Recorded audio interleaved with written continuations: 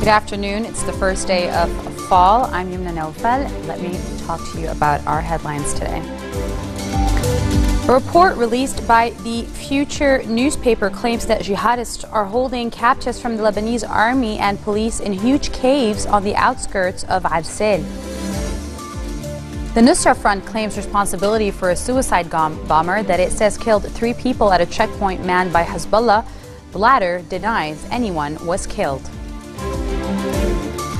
And attacks on Syrian refugees will backfire and hurt Lebanon's interests abroad. These are the words of PSP leader Walid Jumblat.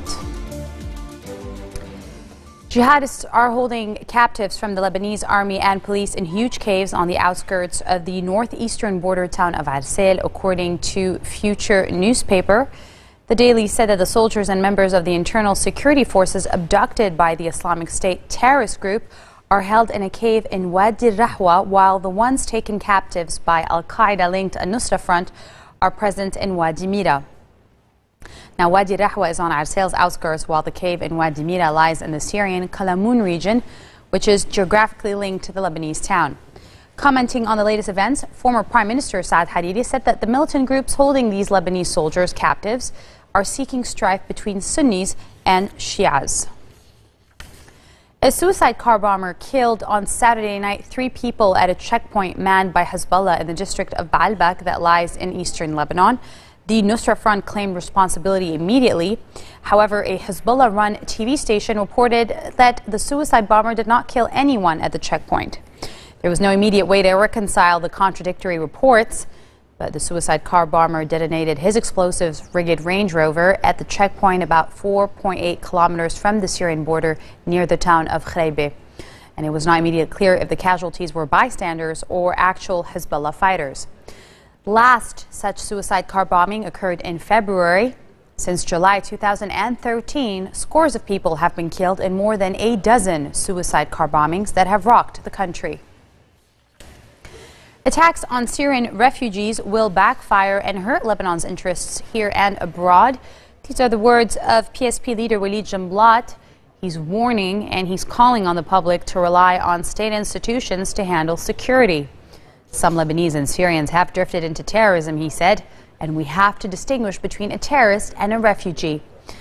Now, he said this during a tour of the predominantly Druze village of Ain Atta, pointing out that a suicide bombing that targeted the Iranian embassy earlier this year had been carried out by a Lebanese. The PSP leader is working to discourage the Druze community from taking security into their own hands over the last several weeks as Lebanon experiences a series of attacks from militants in Syria. Jumblat has visited several Druze villages in a tour over the last few days, delivering variations of these kinds of warnings. Maronite Patriarch Bshara Ra'i is slamming the Lebanese politicians. He's saying that they are leaving the Babda Palace vacant, and they've been doing so for the past 4 months. Perhaps the nation's lawmakers are not aware that the president is the symbol of the country's unity, he said during his sermon today. Maybe they don't want a president so that they can continue to spread chaos and cover up for corruptions. The politicians are still practicing what he is calling authoritarianism, leading to a blatant violation of the Constitution and the non-election of a president.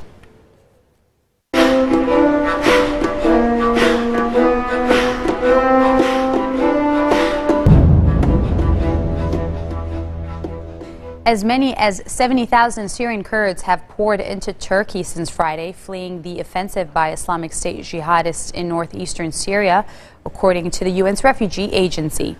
The UNHCR is stepping up its response to help Turkey come to an aid of an estimated 70,000 Syrians crossing into Turkey, most in the past 24 hours. It said that the blankets, sleeping mats, and kitchen sets were being dispatched, with 20 truckloads of aid already supplied. The UN High Commissioner for Refugees, Antonio Guterres, praised Turkey for the taking in. He says the country is building 2 camps with the UNHCR to help shelter these Syrian Kurds.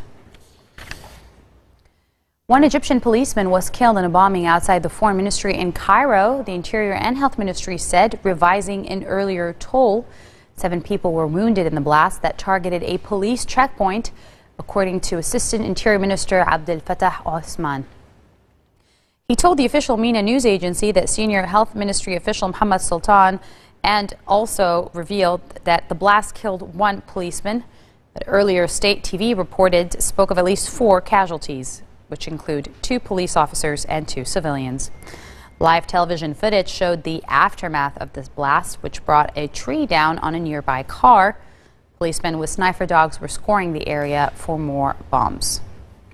Coming up next, kids these days don't know how good they have it, and talk show host Ellen DeGeneres proves exactly how. Stay with us. Welcome back. You're watching the 4:20 o'clock news on Future TV. Fighting rages on in the Yemeni capital despite an announcement by the UN envoy that pro-government forces and Shia rebels are poised to sign a deal.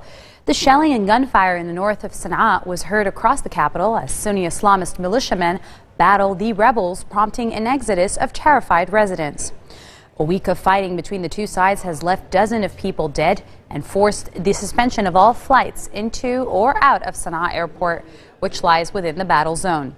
There was no let-up in the fighting during the night, despite an after-dark curfew ordered by President Abdel Mansour al-Hadi.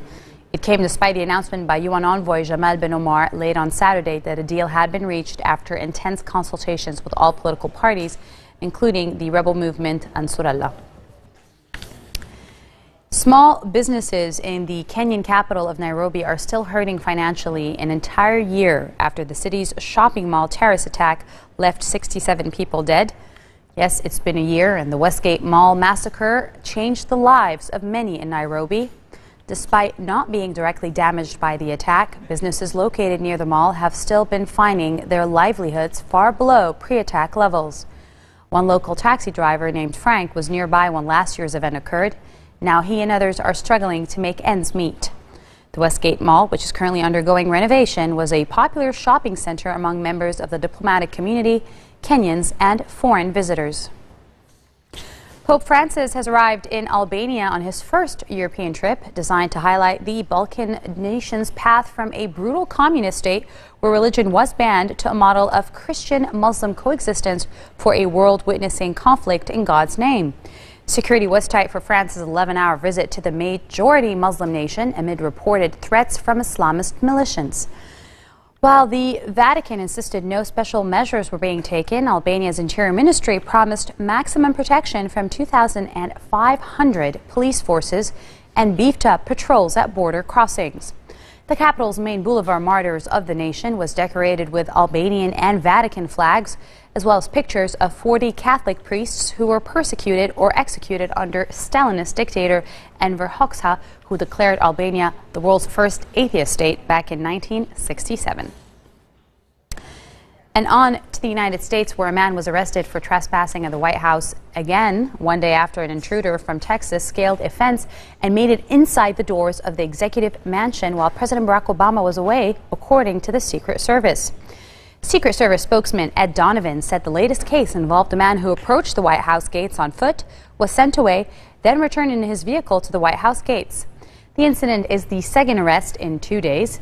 On Friday, Omar Gonzalez, a 42-year-old white male from Texas, climbed the fence, ran across the lawn, and made it inside the front doors of the White House before being apprehended in one of the most significant security breaches since Obama has been in office. Now, Gonzalez, who was not carrying a backpack and appeared unarmed, ignored commands to stop, but his ability to get so far on the grounds before being apprehended was extremely unusual and has raised questions about the security procedures.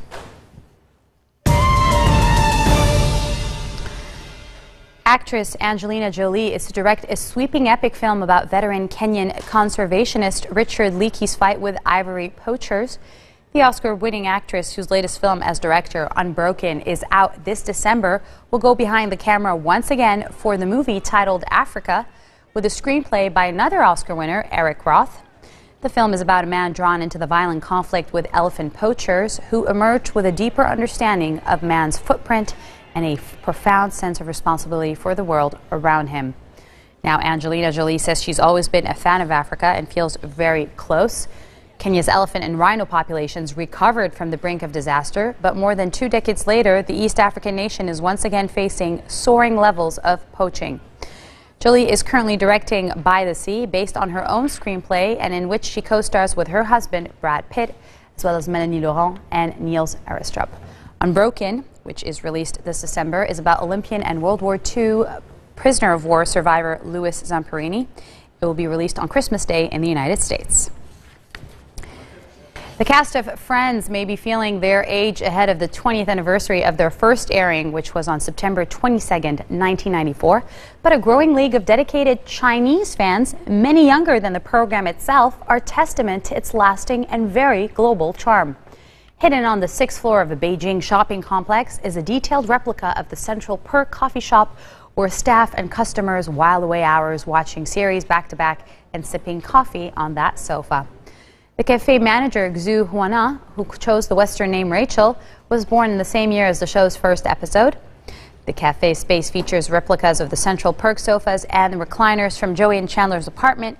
It also boasts a range of other miscellaneous items inspired by the show, including a mysterious VHS tape labeled Monica. Many of the cafe goers spoke of the show's cross-cultural appeal, and they say the values are universal, whether you're in the East or the West. Kids these days don't know how good they have it. Talk show host Ellen DeGeneres proved exactly that when she asked a couple of kids to give their opinion on some outdated devices. Take a look. There's lots of stuff going on with Apple these days, huh? There's a new iPhone 6 and an iWatch, and don't get excited. I don't have anything for you. They're like, oh, she's going to give us one. Got nothing. They announced something that's called Apple Pay. Did you hear about Apple Pay? It lets you buy things right through your phone. And they're saying now it's going to completely replace your wallet, which is great because nobody ever loses their phone. No problems with that. You won't have to carry cash or credit cards anymore. And I just want to say, I am happy to take those off your hands. You don't need to cut them up or cancel them. Please send them to me at the address on your screen right now. Don't forget to include your mother's maiden name. Technology has come such a long way. It's crazy to think about, like, a child born today may never know about cash or credit cards. I mean, what are they going to steal from their mom's purse? Like, cigarettes, that's about it. I have a little 3-year-old niece, or maybe she's 4 or 9. She's precious. And I watched her grow up with this technology. It's amazing, because kids learn so quickly. She uses the iPad better than any adult I've ever seen. She also tries to eat it, but that's not the point. Obviously, kids are good at technology because they grew up with it. But then I thought, well, what if I invite a few kids here and I introduce them to some things that I grew up with to see if they would recognize it. So first, I introduced them to the very first cell phone. So Rebecca and Trey, I brought an item, and I would like you to tell me what this is. Do you know what it is? Oh, I know this. And it's not any ordinary phone. It's an olden time phone. Yeah, they used that back in the day. Back in the day. When you say back in the day and you say an old-time phone, how long ago do you think this was used? Oh, 100. 100 years ago? Yeah, it doesn't even have no FaceTime. No, I mean, it does. You could do it, but then no one would see it. You'd just be talking right into the phone. And, if somebody walked in, they would be like, why are you talking into a phone? Right, and then they'd haul you away and put you in the loony bin. Yeah. Loony bin? Yeah, you know. This marks the end of our bulletin for today. Let me remind you of our top stories. A report claims that jihadists are holding the captives from the Lebanese army and police in huge caves on the outskirts of Arsail, future Mustaqbal Ditta. The Nusra Front claims responsibility for a suicide car bomber that it says killed 3 people at a checkpoint manned by Hezbollah. Hezbollah, however, denies this. Attacks on Syrian refugees will backfire and hurt Lebanon's interests abroad, according to PSP leader Walid Jumblat, as he tours the country giving out these warnings. Your Sunday headlines live on Future Television. I'm Yumna Naufa signing off and wishing you a good week ahead. Take care.